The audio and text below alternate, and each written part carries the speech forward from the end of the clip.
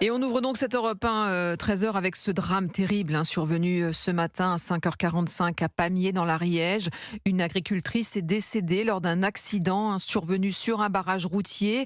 Sa fille de 14 ans est dans un état grave et le père toujours en soins intensifs.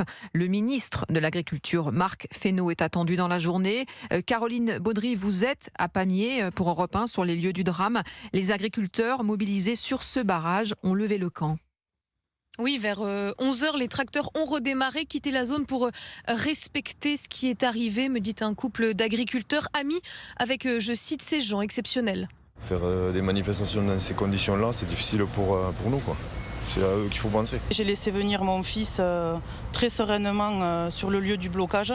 Et aujourd'hui, je suis choquée parce que je me dis finalement, il y a du danger, quoi. L'objectif du blocage et de la manifestation, c'est évidemment pas du tout celui-là.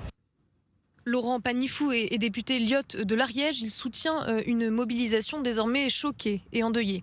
On a envie de comprendre parce que c'est assez inexplicable ce qui a pu se passer, ce drame terrible. Et puis espérer parce qu'il y a des gens qui sont aujourd'hui à l'hôpital et on pense à eux, à leur famille. C'est assez terrible de voir ces gens qui sont beaucoup dans le désespoir, cette profession, et qui cette nuit vivent un véritable drame qui n'a rien à voir. Les agriculteurs mobilisés ce matin se retrouveront à 16h pour d'abord être ensemble dans cette épreuve. Marc Fesneau, le ministre de l'Agriculture, vous le disiez, sera ici en Ariège cet après-midi.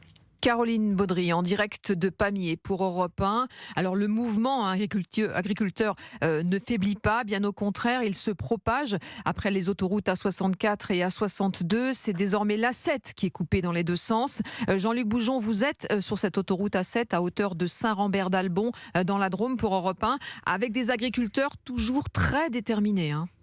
Oui, absolument, au point que certains nous confient leur intention de rester ici plusieurs jours au milieu de cette autoroute A7, qui est un des axes les plus fréquentés d'Europe, et alors que ce blocage provoque des kilomètres de bouchons.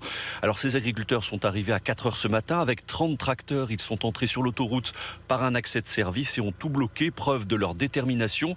Et ils veulent être entendus, ils veulent que le gouvernement mesure bien leur désarroi, explique Jean-Alain Morvan, agriculteur en Isère. On s'en sort plus, on va parler français, on crève et on laisse rentrer de la merde et nous on nous met d'énormes barrières par rapport à ce qu'on produit. On a des normes qui sont infaisables et on nous rajoute encore d'autres normes et on laisse rentrer tout ce qu'on veut sur le pays français. C'est la France qui est responsable de ça et l'Europe aussi un peu par-dessus, mais la France, l'écologie nous tue.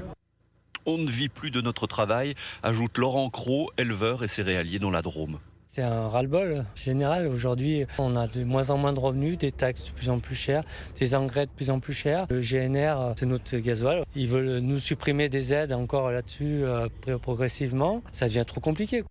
Des agriculteurs qui sont donc là pour un bon moment. Ils guettent tout de même une réaction du gouvernement.